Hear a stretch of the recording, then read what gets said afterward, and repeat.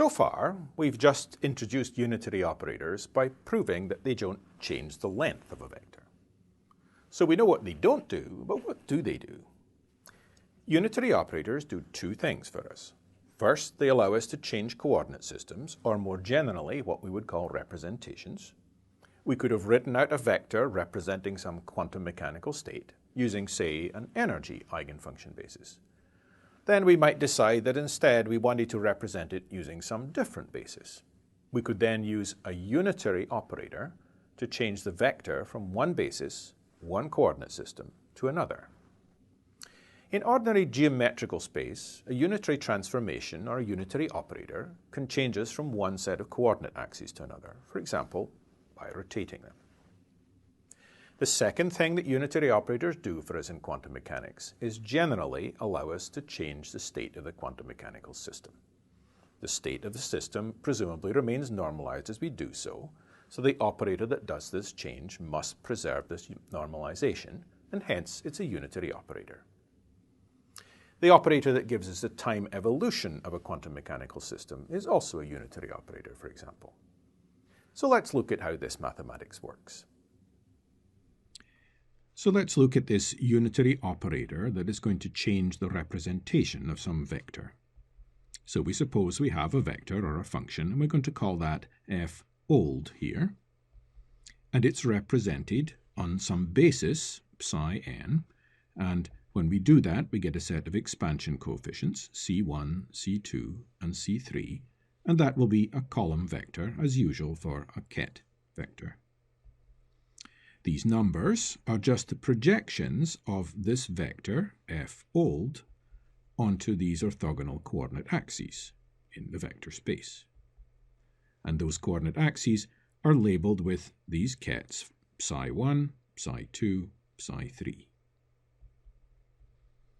Suppose then we want to represent this vector on some new set of orthogonal axes, and we'll label these with another Greek letter, phi. So this is phi1, phi2, phi3.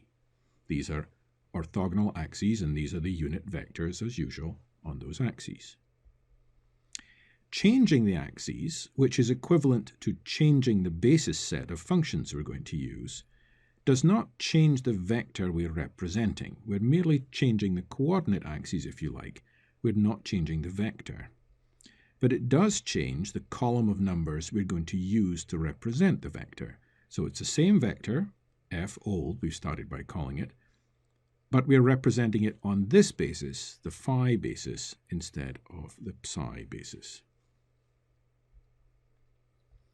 For example, suppose the original vector, f old, just happened to be actually the first basis vector in the old basis, psi1. We could always have chosen that. It might seem odd to do that, but we've got good reasons for it.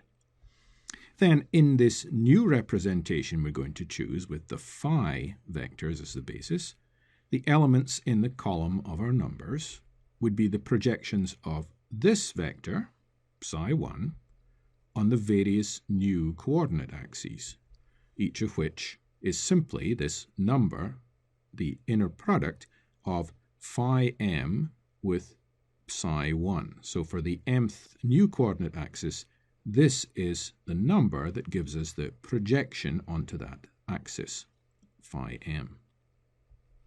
So under this coordinate transformation then, or this change of basis, what used to be a vector that was 1, 0, 0, and so on, because this was our f old, was psi1, is now going to turn into a vector with the following numbers in it, the following expansion coefficients, if you like.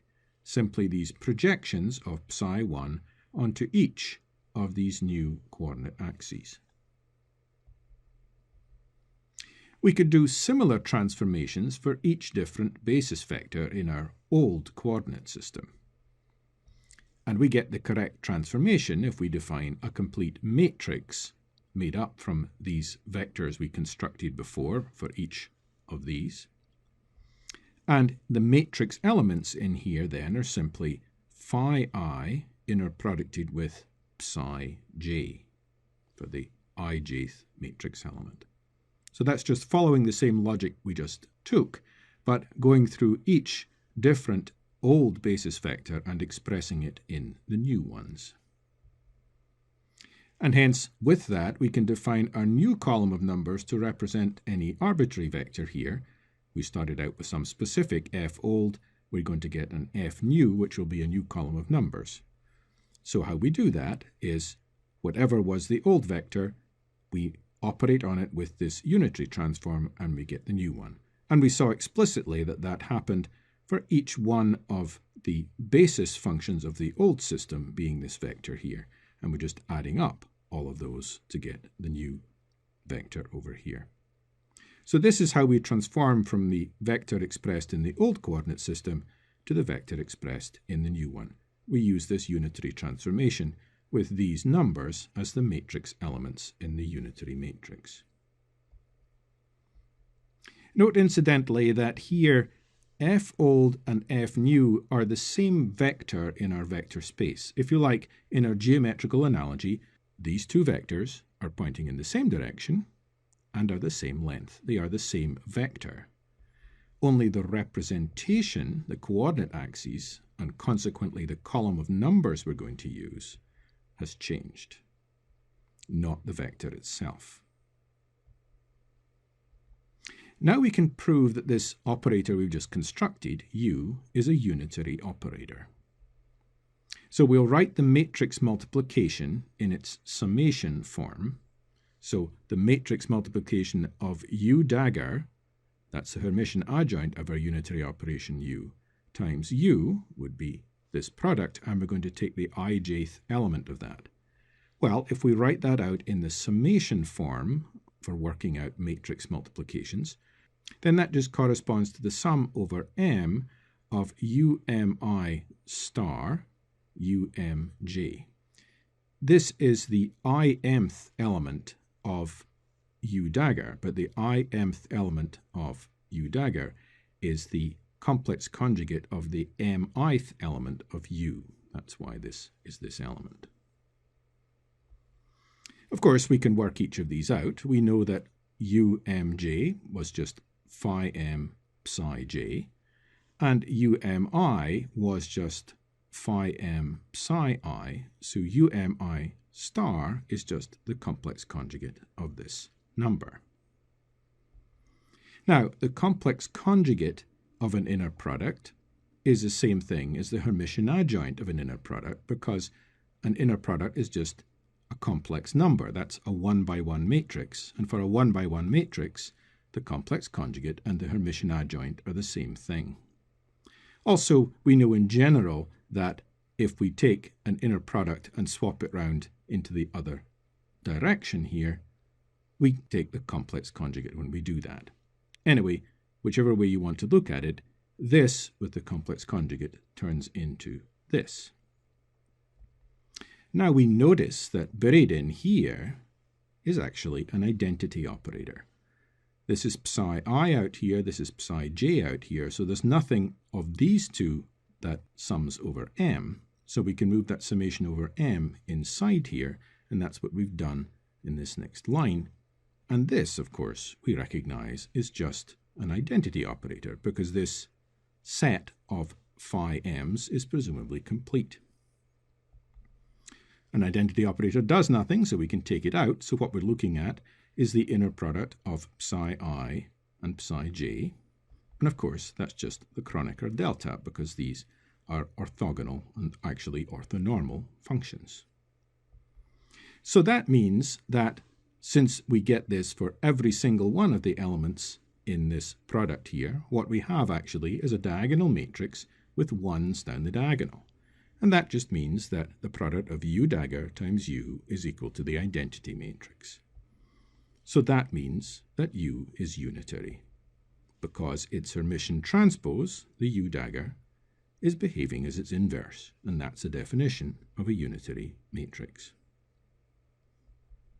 Hence, any change in basis can be implemented with a unitary operator. We can also say that any such change in representation to a new orthonormal basis is just a unitary transform. Note incidentally that it doesn't matter which way round we do this multiplication. u dagger is the same thing as the Hermitian adjoint of u dagger u, which is therefore the Hermitian adjoint of the identity operator, which is just the identity operator. So the mathematical order in this multiplication makes no difference. Now remember that we concluded above that a unitary transform does not change any inner product. We can now therefore also conclude that a transformation to a new orthonormal basis does not change any inner product. Again, this is what we would have expected from thinking about the inner product being like a vector dot product of two geometrical vectors. Of course, such an inner product does not depend on the coordinate axes, only on the directions and lengths of the vectors themselves.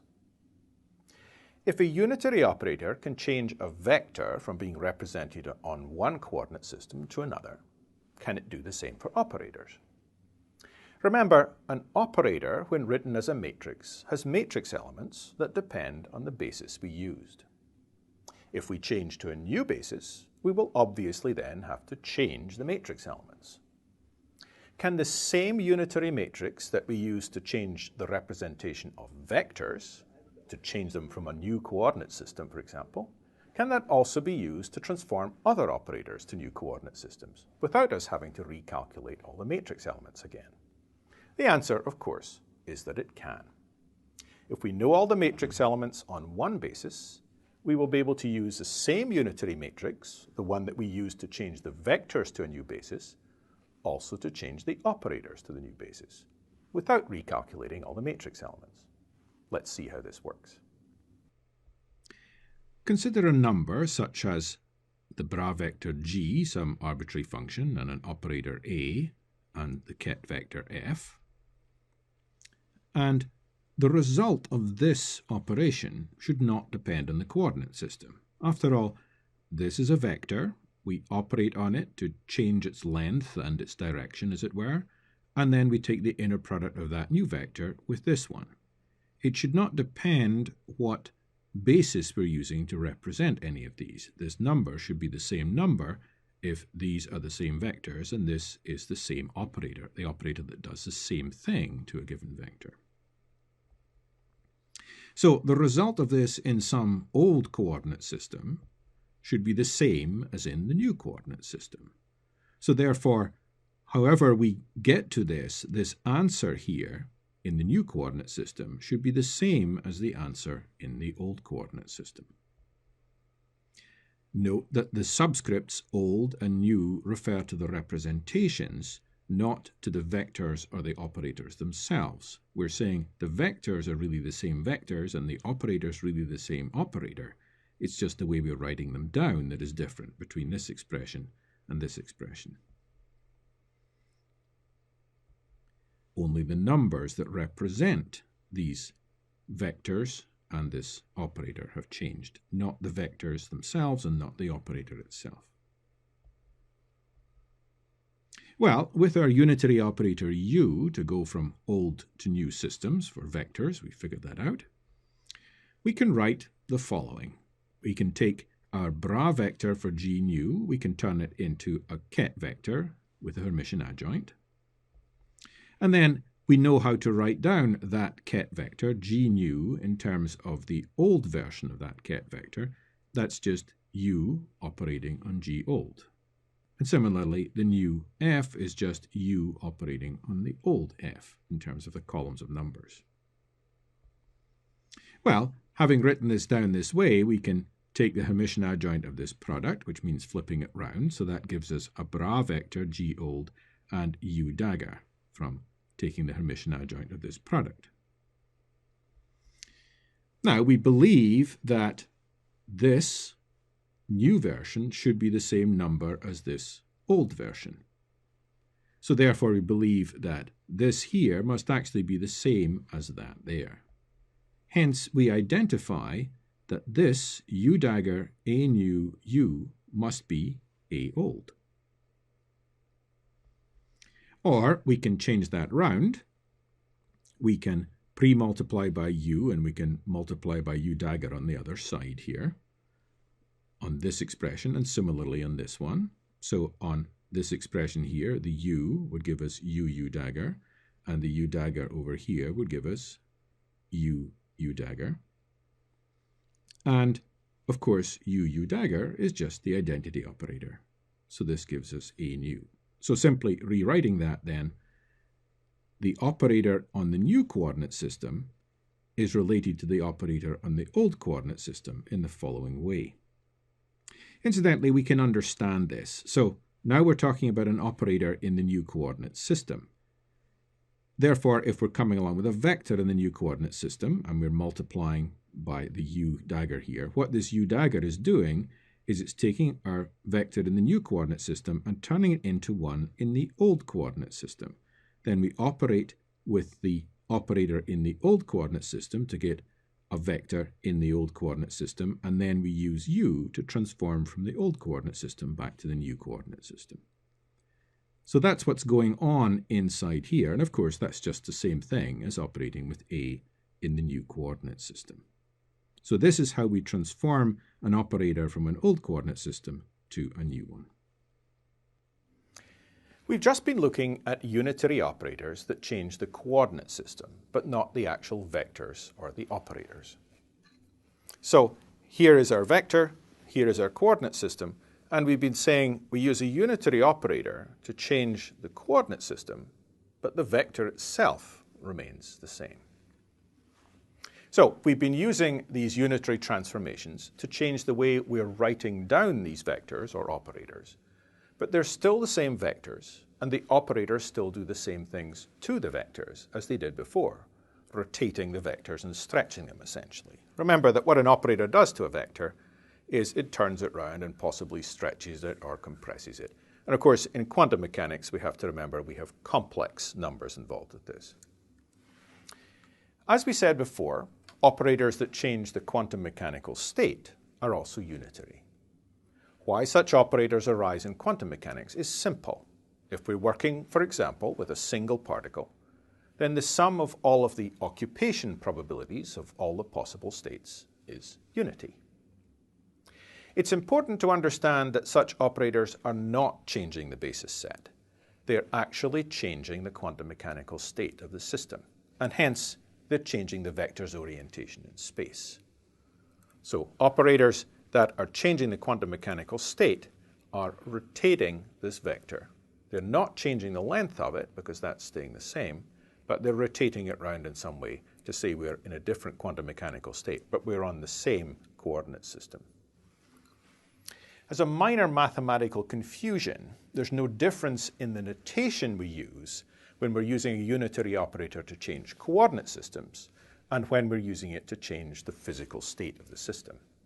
As far as the mathematics is concerned, these are both just unitary transformations.